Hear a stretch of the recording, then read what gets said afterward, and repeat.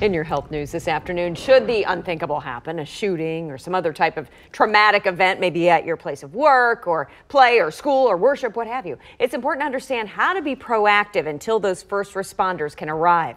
So today, Jason Martin with HCA Midwest Health Injury Prevention and Trauma Education is here to talk about this Stop the Bleed program. So thank you for coming by and bringing us some of the props that you bring to your classes with you. What is this Stop the Bleed program all about? Great question. So this program is actually 3 years old this month, and it was a national campaign. The overall goal is to educate the bystander, the layperson, in case there is a man-made or natural disaster, what to do if they see uncontrolled bleeding. Well, and you worry about things like, you know, the Las Vegas shooting, let's say, when, yes, first responders may be there, but there's not enough of them. Absolutely. We just need all hands on deck kind of thing. It's not only that, but it also could be 3, 5, 10, or even 15 minutes, depending on where you may live, for those first responders to get there. Good point. And you can lose a lot of blood in a very short time frame. Run us through the main steps here.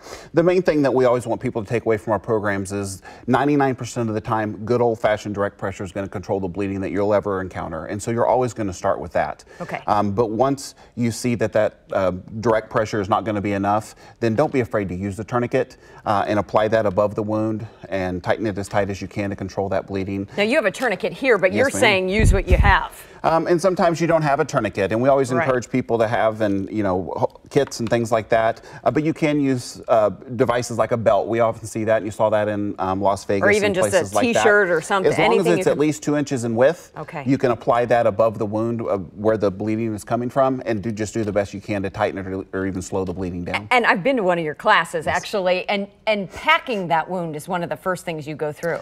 Yes, right? There's just certain parts of the body where we can't apply a tourniquet, and if you do have a wound that's essentially a hole, then we encourage people to actually take anything that they may have, the cleanest thing they have, and actually shove that down into the hole. Yeah. And that's very difficult for a lot of people. This is a scary prop that you bring in, and I'm sure classes sometimes kind of give you a strange look. It can be very overwhelming, but what we saw in cases like Las Vegas, that people were taking, sheets off tables and rips of clothing, and they were stuffing it into those wounds to try to control it, and it saves does work. lives. Absolutely. I want to know how you are getting out in the community and how that's going for you. We're fortunate to be a very large system, and our partners with EMS, and we're working very closely to go to the schools, the places of worship, and we've been very well received.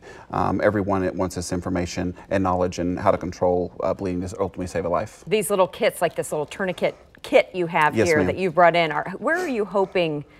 Who do you want to have these? We want these to be very accessible, just like we saw with the CPRs and the AEDs of the 2000s. That common. Absolutely. Okay. So we want them in anywhere where there's a large amount of people. We like them in schools and businesses.